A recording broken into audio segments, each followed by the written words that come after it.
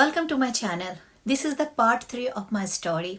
आज मैं आपको बताने जा रही हूँ कि अपनी टूटी फूटी इंग्लिश के साथ मैंने अपनी कंपनी के लिए इतना बड़ा कॉन्ट्रैक्ट कैसे हासिल किया। अब मेरे पास सबसे बड़ा चैलेंज था एक प्रॉपर चाइल्ड माइंडर ढूंढना। रजिस्टर्ड चाइल्ड माइंडर के लिए आपको बहुत सारे पेपर वर्क करने पड़ते हैं। वो लोग बहुत एक्सपेंसिव भी होते हैं। किसी ने मुझे बताया कि हमारे घर से बस थोड़ी ही दूर में ऑफिस जाने के रास्ते पे एक चाइल्ड माइंडर है जो कि यमन की है। She was so expensive. मैं उनसे बात करने गई तो मैंने देखा कि बहुत सारे बच्चे उनके घर में हैं और वो बहुत खुश हैं। वो बहुत नाइस भी थी नेचर की। I was so excited to meet her. हालांकि वो मेरी सैलरी का 70% लेने वाली थी। फर्स्ट डे जब मैं अपने बेबी को ऑफिस जाने के पहले छोड़ने गई चाइल्ड माइंडर के पास, वो इतना रो रहा था। For a mother it's really difficult time. लेकिन मुझे पता था कि वो वहाँ बहुत खुश होएगा। इंडिया जैसा तो है नहीं कि आप आसपास के बच्चों के साथ खेल लो। मैं इंडिया में अपार्टमेंट में रहती थी और ऑलवेज मैंने देखा था कि बच्चे एक दूसरे के घर जा करके बहुत खुश होते हैं। यहाँ पर कोई किसी के घर नहीं जाता। It's not common practice in UK. मेरा पहला जॉब इंग्लैंड के एक बहुत बड़े कंपनी में। मैंने चाइल्ड माइंडर से पूछा था कि व्हाट्स द प्रोफेशनल क्लोथ, और उसने बोला अच्छा कोई भी स्मार्ट शर्ट पहन लो, ट्राउजर पहन लो। लेकिन मैंने जो ट्राउजर पहने थे, अब मुझे लगता है कि वो बिल्कुल एप्रोप्रिएट नहीं था। वो स्किनी ट्राउजर था। लेकिन किसी ने ऑफिस में कुछ नहीं बोला। उन लोगों ने बहुत ही गर्मजोशी से मेरा स्वागत किया। इतना ज्यादा कंफर्टेबल मुझे ऑफिस में फील करवाया।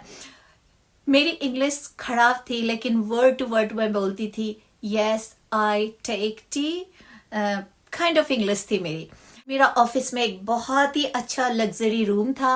वहाँ पे कंप्यूटर थे। 2005 में कंप्यूटर बहुत ज़्यादा पॉपुलर नहीं था इंडिया में, तो मेरी कोई खास नॉलेज नहीं थी। साथ में हमारे स्कूल और कॉलेज के टाइम में कंप्यूटर था ही नहीं। एज ए टीचर जब मैंने काम शुरू किया, स्कूल में कंप्यूटर रिसेप्शन पे ही हुआ करता था। क्लासरूम में टीचर्स के लिए एक्सेसिबल नहीं था। तो कंप्यूटर नॉलेज तो मेरी जीरो थी। ऑफिस एडमिनिस्ट्रेटर थी, वो मुझे मेरे रूम में ले गई कि जो ऑफिस सॉफ्टवेयर थे उस पर काम करना सिखाया। हाँ, यहाँ मैं जरूर आपको कहूँगी कि मैं बहुत ही क्विक लर्नर हूँ। साथ में मुझे उसने ये भी बताया कि टेलीफोन पर आप ग्रीट कैसे करोगे, कस्टमर से बातें कैसे करोगे। 2 घंटे की ट्रेनिंग के बाद I was left alone in my room to do my work. मैं बहुत ज्यादा नर्वस हो रही थी। मुझे समझ में ही नहीं आ रहा था कि मैं कैसे ये काम कर पाऊंगी। तो मेरे पास एक लिस्ट पड़ा हुआ था जहां सारे कंपनीज के नाम थे जिनको मुझे कांटेक्ट करना था। उस कंपनी में किन से मुझे बात करनी थी उनके भी वहां नाम थे। मैंने बहुत केयरफुली एशियन नाम ढूंढना शुरू कर दिया। उस पर टिक लगा दिया कि जब मैं उनसे बात करूंगी तो शायद उनकी ब्रिटिश एक्सेंट नहीं होगी, शायद वो हिंदी बोल रहे, उर्दू बोल रहे या पंजाबी बोल रहे, तो मेरा काम थोड़ा आसान हो जाएगा। चूंकि वो मेरा फर्स्ट डे था तो उन्होंने बहुत ही काइंडली बोला कि this is just the start, so for your practice you just target 5 company. सो 5 कंपनी को कॉल करो, अपने प्रपोजल के बारे में बताओ and then try to convince them. अब मुझे प्रपोजल के बारे में बात करनी थी, वो भी इंग्लिश में। मेरे सीनियर्स को कोई फर्क नहीं पड़ता था कि मैं इंग्लिश बोलूं या ना बोलूं। उन लोगों ने मुझे बस छोड़ दिया था। दे वर सो लवली पीपल। कंप्यूटर पे कुछ सर्च कर रही थी तो वहां मैंने देखा कि एक फोल्डर है जिस पर जॉन, जो मेरा कोलीग था, वो 2 दिन काम करता था, मंडे एंड ट्यूसडे, और रेस्ट ऑफ 3 डेज जो वीक के होते हैं वो मुझे मिला था। तो जॉन ने स्टेप बाय स्टेप लिखा था उस प्रपोजल के बारे में। पहले तो मैंने उसे प्रिंट किया, उसे अच्छे से रट्टा मारा। पूरा जो कॉलेज के टाइम में मैं रटती थी वर्ड टू वर्ड, वैसे ही मैंने वर्ड टू वर्ड उस प्रपोजल का रट्टा मारा। अब टाइम था कंपनी को फोन लगाने की। सामने जो लिस्ट पड़े थे जिसमें से मैंने कुछ एशियन नाम को सिलेक्ट करके रखा था, उन्हें मैं 1 बाय 1 फोन करके बात करने लगी। सच बताओ तो वो एक्सपीरियंस इतना खराब था। मैं फोन पर इज्जत तो दिया लेकिन मेरे प्रपोजल में कोई भी इंटरेस्टेड नहीं था। और कुछ लोग ऐसे थे जिन्हें इधर उधर की बातें करनी थी।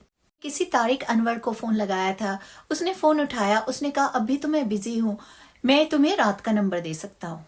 गुस्सा तो बहुत आया और मुझे समझ भी आया कि बहुत सारे ऑफिसेज में अभी भी क्यों एक्सप्लॉयटेशन हो रहा है। एनीवेज, इस बात को मैं ज्यादा खींचना चाहती नहीं थी।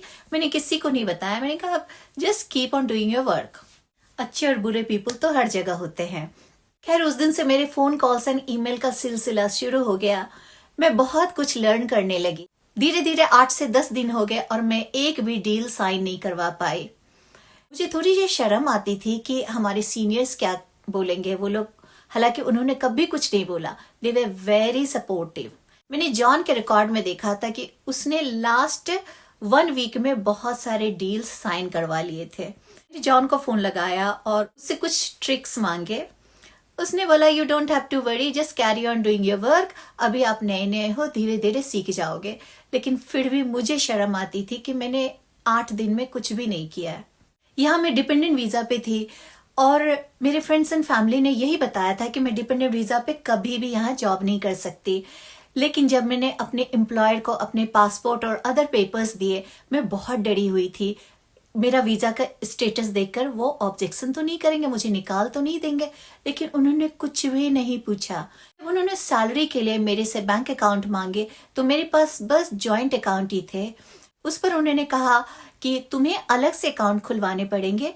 इस जॉइंट अकाउंट वाली बात को उन्होंने इतना सीरियसली लिया कि स्पेशल मीटिंग इसके लिए रखी गई और मेरे हेड ने बहुत ही डिटेल में पूछा कि तुम्हारा सेपरेट अकाउंट क्यों नहीं है। मुझे बाद में पता चला कि आपका सेपरेट अकाउंट नहीं है, that is a sign of abuse.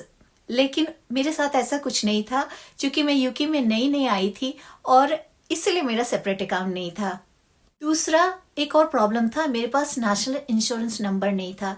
यह एनआई नंबर बहुत ज़रूरी होता है इंग्लैंड में अगर आपको सैलरी पाना हो तो, क्योंकि ये टैक्स के पर्पज से यूज़ किया जाता है। मुझे ये बताया गया था कि मैं नेशनल इंश्योरेंस नंबर के लिए एलिजिबल नहीं हूँ। लेकिन जैसे ही मुझे जॉब मिली, मेरे ऑफिस वालों ने कहा कि now you can go and apply for the national insurance number. मैं जॉब सेंटर गई और वहां से मुझे नेशनल इंश्योरेंस नंबर मिल गया मेरे सैलरी के लिए। मैं अपने वर्क पे बहुत कुछ सीख रही थी। मैं हमेशा से बहुत ही हार्ड वर्किंग रही हूँ, लेकिन इसके साथ ही मेरे कोलीग्स मेरा बहुत ध्यान रखते थे। वो मुझे ब्रिटिश सोसाइटी के बारे में बताते थे, यहाँ कल्चर के बारे में बताते थे और साथ में वो दूसरे शहर भी मुझे ड्राइव करके ले जाते थे। दूसरी कंपनीज में मुझे ले जाते थे, इंट्रोड्यूस कराते थे, जिससे मेरी पर्सनालिटी धीरे धीरे बेहतर होती जा रही थी और मैं इंग्लैंड की सोसाइटी में अडेप्ट करती जा रही थी। हाँ, उन्हें मेरा एक सीक्रेट पता चल गया था कि मैं बीफ सैंडविचेस से बहुत ही अनकंफर्टेबल हो जाती हूँ। पता है, उसके बाद से उन्होंने बीफ खाना ही ऑफिस में बंद कर दिया। इवन जब हम पब भी जाते थे तो वो बीफ ऑर्डर नहीं करते थे, वो ऑर्डर करते थे जो मैं खाती थी। धीरे धीरे उन्होंने मुझे पब के कल्चर से भी अवगत कराया। सो मेरी बहुत ज़्यादा लर्निंग हुई। मैं बहुत ज़्यादा ग्रेटफुल हूँ कि उन लोगों ने मुझे कितना कुछ सिखाया। इस वीडियो को ज़्यादा खींचने के पहले मैं आपको वो बता दूं जो आप जानना चाहते हैं। सब कुछ अच्छा चल रहा था, लेकिन मैं स्टिल थोड़ी सी एम्बैरेस थी कि मेरे काम करने से ऑफिस को और कंपनी को कोई फायदा तो हो नहीं रहा है। ऐसे ही काम करते करते ऑफिस में अराउंड 3 वीक्स पास हो गए होंगे। एक दिन मैं जब ऑफिस पहुंची तो वहां सब बहुत बिजी थे, काफी हलचल थे, बहुत सारे लोग आए हुए थे। मुझे पता चला कि हमारे कंपनी को बहुत ही बड़ा कॉन्ट्रैक्ट मिल गया है और मुझे लगा ये तो जॉन ने किया होगा। He was so good in his job. मुझे बताया गया कि ये डील एक वाटर कंपनी के साथ साइन की गई है। मुझे लगा कि हैंग ऑन, वाटर कंपनी तो इंग्लैंड में बस एक ही है और उनके पीछे तो मैं पड़ी थी 10 दिन से, तो फिर ये क्रेडिट जॉन को कैसे मिला? अभी मेरे लिए एक फोन कॉल आया उस कंपनी के बॉस की तरफ से। उसने कहा, Ratna you must be so happy, we are impressed with your sincerity. Oh my God! पता है उस दिन मुझे 5000 पाउंड का चेक मिला, जिसके बारे में मुझे कुछ भी नहीं पता था। जब मैंने एम्प्लॉयमेंट कॉन्ट्रैक्ट साइन किया था तो उसमें कहीं लिखा हुआ था कोई भी डील साइन करवाती हूं मैं तो उसका 5% मुझे मिलेगा। तब मुझे याद आया कि जब मैं एशियन कंपनी को कांटेक्ट कर करके परेशान हो गई, कोई भी फायदा नहीं हुआ, तब मैं इंग्लिश कंपनीज को अप्रोच करने लगी।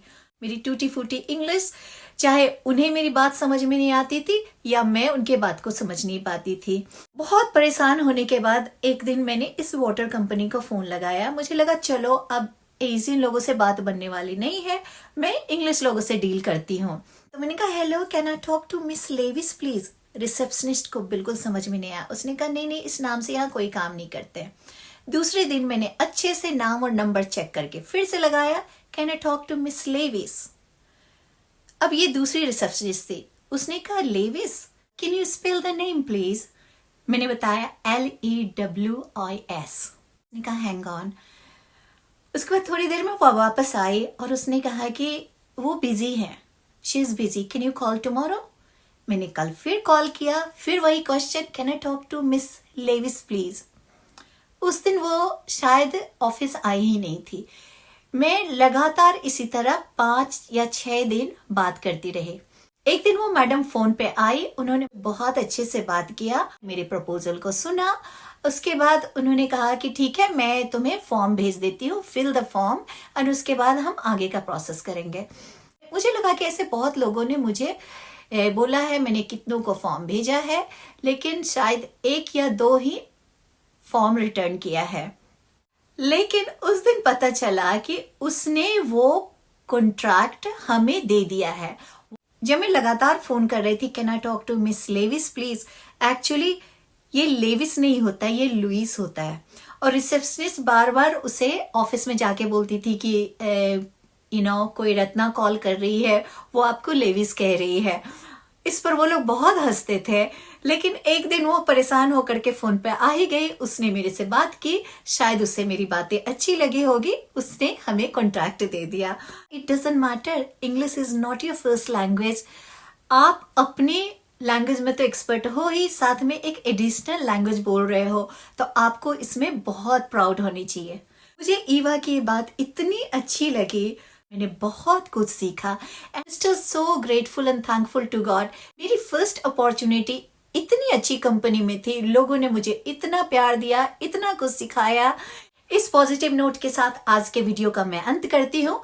आपसे रिक्वेस्ट है कि आपने अगर मेरे चैनल को सब्सक्राइब नहीं किया है तो प्लीज सब्सक्राइब, लाइक भी करें और कमेंट करके मुझे ये बताएं कि क्या आपको भी मेरी तरह फील होता है कि अगर आप इंग्लिश नहीं जानते हैं तो आप इंफीरियर हैं दूसरे लोगों से। अगर ऐसा है तो इसे अपने दिमाग से निकाल दें। आपके पास एक लैंग्वेज है और वही आपका स्ट्रेंथ है। अगर आप एडिशनल लैंग्वेज सीखना चाहे तो ये प्लस पॉइंट होता है, जरूरी बिल्कुल नहीं है। फिर मिलेंगे अगले वीडियो में।